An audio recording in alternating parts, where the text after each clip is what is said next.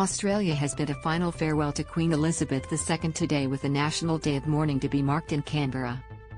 Prime Minister Anthony Albanese, Opposition Leader Peter Dutton, and Premiers and Chief Ministers had an official service at Parliament House with a minute of silence.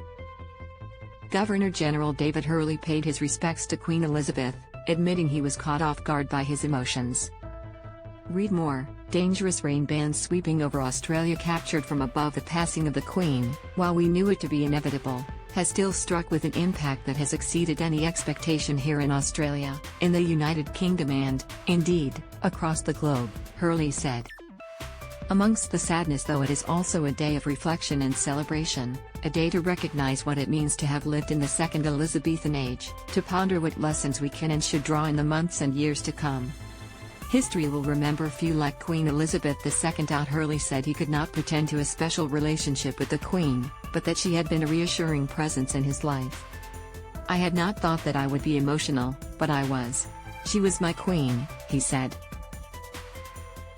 However, he also acknowledged that the reaction to the death of the Queen has not been one of universal mourning. In considering the unifying role Her Majesty played, it acknowledged that her passing has prompted different reactions for some in our community, he said. He said many First Nations Australians had a view shaped by the colonial legacy of the country.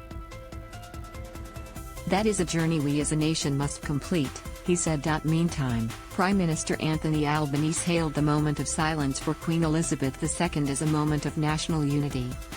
We gather today, around our nation, to offer Australia's thanks for an extraordinary life dedicated to service, faith, country and Commonwealth, he said. Her Majesty Queen Elizabeth II was the longest-serving monarch in the history of a centuries-old institution. Her reign spanned more than half the life of our modern federation.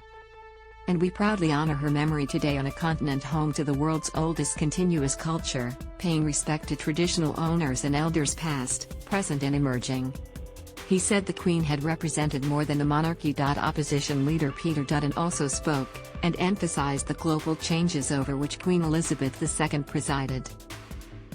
Succeeding her father, aged just 25 years old, Elizabeth inherited an empire in decline and a country crying out for national meaning in a changing world, he said. She didn't look back on empire, indeed she looked with pragmatism, committing herself to championing the Commonwealth. That equal partnership of nations and races, as she described it, built on friendship, loyalty and the desire for freedom and peace. He said Elizabeth II had been a monarch who tirelessly served the people. Read more. Airports brace for public holiday travel rush. The centerpiece of the service was artist Sir William Dargie's wattle portrait of the Queen, painted when she was newly crowned in 1954. It shows the Queen wearing a golden gown, garlanded with wattle flowers. There was also performances from singer Anthony Kalea and the Australian Girls Choir, which sang for the Queen during her 2011 Australian tour. Read more. Russia shamelessly violated UN Charter in Ukraine. Biden says today is also, of course, a public holiday, with an attendant impact on daily life. At Bondi Beach a guard of honor was held, while others commemorated the day with high tea.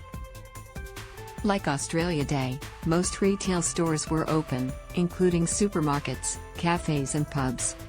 However, public holiday trading hours could apply in some areas. Banks, post offices, schools and childcare centres are closed. Some elective surgery procedures have also been cancelled. Double demerit points will apply from today in New South Wales, while public transport will run on a reduced timetable in Queensland.